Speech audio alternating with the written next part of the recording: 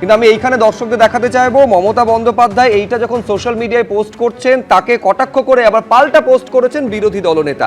সেইখানে তিনি লিখছেন যে হঠাৎ করে লক্ষ লক্ষ সরকারি কর্মী, পেনশন প্রাপক, শিক্ষক, নন টিচিং স্টাফেদের কথা মনে পড়লো, ভোটের দিন ঘোষণার আগে মনে করলো, সরকারি কর্মীদের কথা মনে পড়লো, এই বলে কটাক্ষ করছেন বিরোধী দলনেতা। তিনি বলছেন এটা কি শেষ মিনিটের পোল গিমিক? বছরের পর বছর ধরে রাজ্যের সম্পদ লুট করে এখন পোল গিমিক হচ্ছে, এই বলে কটাক্ষ করেছেন শুভেন্দু অধিকারী। আর এবার বিজেপি রাজ্য সভাপতি তিনি কি বললেন মুখ্যমন্ত্রীর এই ডিএ ঘোষণার পর দেখুন।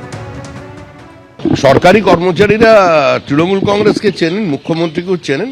উনি ৪৫ মিনিট আগে জানিয়েছেন। আর ওদের কাছে রাজনীতিতে তো খেলা ঠিক ৯০ মিনিট হওয়ার আগে, মানে ঠিক ২ মিনিট আগে এই মানুষরাই তৃণমূল কংগ্রেসের জালে বল ঢুকিয়ে দেবে। আর সমস্ত ভাবাভাবির দিন শেষ।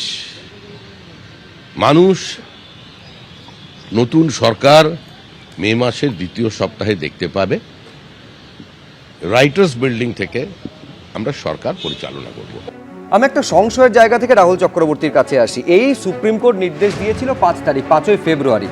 তারপর রাজ্য সরকার এটা তো ২৫% কথা ইমিডিয়েট মিটিয়ে দেওয়ার কথা বলেছিল। তারপর রাজ্য সরকার সোজা সুপ্রিম কোর্টে রিভিউ পিটিশন নিয়ে চলে গেছিল। ৩১শে ডিসেম্বর পর্যন্ত সময় চেয়েছিল। কি কারণ দেখানো হয়েছিল? না ভোটের জন্য বিপুল খরচ রয়েছে, সেই কারণে এখন এই টাকাটা দেওয়া সম্ভব নয়। মহামান্য ধর্মাবতার আমাদের ৩১শে ডিসেম্বর পর্যন্ত সময় দিন।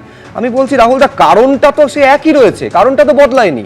তাহলে এই পরিমাণে টাকা মার্চেই মিটিয়ে দেওয়া হবে, এই অর্থের সংস্থানটা হবে কোত্থেকে? না, প্রথম কথা দেখো, যেহেতু এতক্ষণ ধরে বলছিলাম, যে আলোচনা করছিলাম না, এতক্ষণ ধরে বলছিলাম এই যে বলা হলো যে মমতা বন্দ্যোপাধ্যায় কেন ঠিক ৯০ মিনিট আগে ডিক্লেয়ার করলেন না, কেন ঘোষণা করলেন? তো আমাকে বলো তুমি, আজকে বকেয়ার টাকা মেটানোর কথা মমতা বন্দ্যোপাধ্যায় বলেছেন সুপ্রিম কোর্টের নির্দেশ অনুযায়ী। সুপ্রিম কোর্ট যেখানে বোধহয় মে মাস অব্দি সময় দিয়েছিল, আজকে নতুন সরকার আসবে, নতুন সরকার গঠন হবে, তার আগে যদি মিটিয়ে দাও ঘোষণা। তা বলেনি, ২৫% ইমিডিয়েট বলেছিল এবং বাকিটা মেটানোর জন্য সময় বেঁধে দিয়েছিল, কমিটি গঠন করেছিল, সময় বেঁধে দিয়েছিল, কমিটি গঠন করেছিল। সেখানে দাঁড়িয়ে নতুন সরকারকে আমরা আসি বা কেই বা আসুক, যদি সরকারি ঘোষণা হয় তাহলে আপত্তির কোনো জায়গা কোথায় নেই। দ্বিতীয়ত ২,০০,০০০ কোটি টাকা বকেয়া টাকা বাকি, তাদের সুপ্রিম কোর্টে রাজ্য সরকার গেল কেন? শেষ করে বলতে দাও, তাদের পরিবার পিছু কত মানুষ অভুক্ত থাকছে তার হিসাব কে দেবে?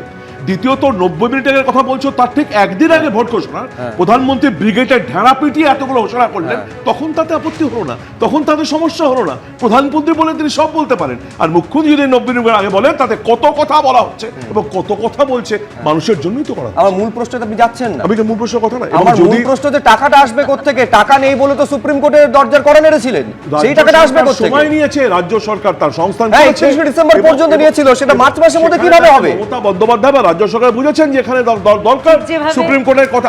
তোমরাই তো বলো যে সুপ্রিম কোর্টের কথা মানছি না আমরা, সুপ্রিম কোর্টের কথা রাজ্য সরকার মেনে নেয় না, সুপ্রিমের কথা তৃণমূল কংগ্রেসের সরকার মানে না, সুতরাং এটা করলেও দোষ, ওটা করলেও দোষ, মানুষের পাশে দাঁড়ালেও দোষ, না দাঁড়ালেও দোষ। অদ্ভুত ব্যাপার, এটা রাজনীতির কি আছে?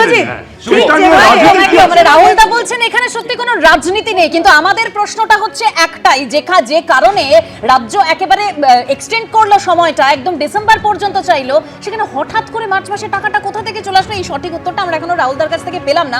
এবিপি আনন্দ এগিয়ে থাকে, এগিয়ে রাখে।